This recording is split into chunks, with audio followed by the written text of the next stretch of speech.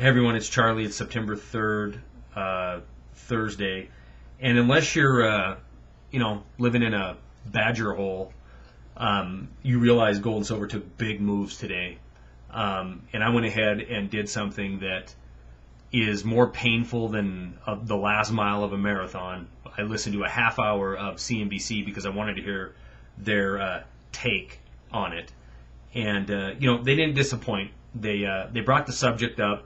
And they were quick to point out that within a week to 6 weeks after gold touching 1,000, it likes to lose 100 to 125 bucks an ounce. Could that happen? I don't know. I don't really consider this move today, 5% in silver, although impressive. I think we'll look back one day and think that a 5% move is nothing. When the world starts to act on what they have already announced, that they're sick of the way we're treating their reserve currency, you might see, a 50% rise, a 100% rise in gold or in silver or gold for that matter in a day. And when will they start taking action? Well, I think they already have, and here's why. China's come out and told their citizens, previously they couldn't own gold and silver. Now they're not only allowing it, they're encouraging it. Let me quote this article. Apparently, China is pushing the idea of buying gold and silver for investing purposes to the general population in a way that the Western television sells soap powder. Yeah, I'll post that story with it. But and that's a good analogy because, this information is out there.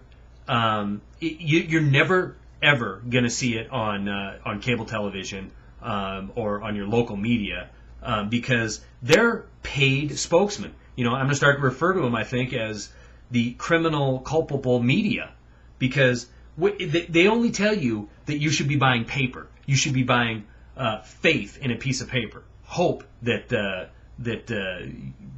Goldman Sachs is right, or any of these rating agencies who got it so wrong a year ago. They're rating AAA garbage. But you're supposed to put your labor, your hard-earned labor, back into these schemes, these casino schemes. These are pitchmen, like selling snake oil. That's what these guys on television are doing.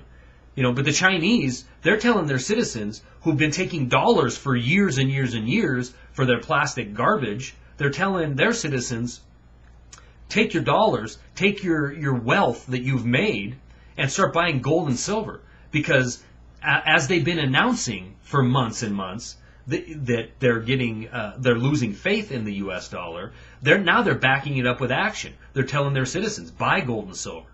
And every time that a country like China, Russia, or Brazil comes out and says, we're gonna reduce our dollar holding, we're gonna start trading in our own currency, the talking heads will come on television and say, they're just saying that for, local political reasons. But behind closed doors, all these central banks know the dollar is the reserve currency, and that's never going to change. And why? Because they're arrogant. The same arrogance that created this casino mentality is being broadcast to you. And unfortunately, millions and millions of people believe it. So now they are starting to get back into the market. Well, it's just in time for another big crash. Along with that news today, China went and bought $50 billion worth of IMF SDRs, their currency, the IMF reserve currency. And they went and they bought it with 341 billion of their own yuan. They didn't use dollars to buy it. Why did they use yuan? Because they're trying to give their currency some international validity. Just like they announced at the BRICS Summit, they want to start using their currency in international transactions. So they're using their currency to buy IMF trading rights, SDRs. So the handwriting is on the wall. They've been saying it for months, okay? They know the recovery isn't coming. They realize that when Goldman Sachs come out and makes announcements that retail business, although slow, it's only 2% down from this time last year. Okay, well think about it. About 25% of the competition that retailers have is gone. They completely went out of business. Last August was hideous sales to begin with. So with losing a quarter of the competition and comparing it to horrible numbers from last year, the best that they can come up with is negative 2%.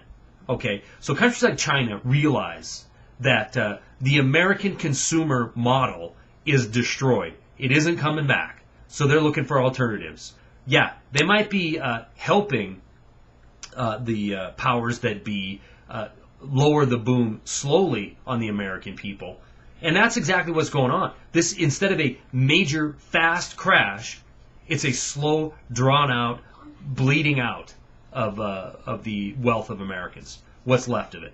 So I'll link these stories with it. Read them for yourself, and I hope you have some of this stuff. All right, that's all I got.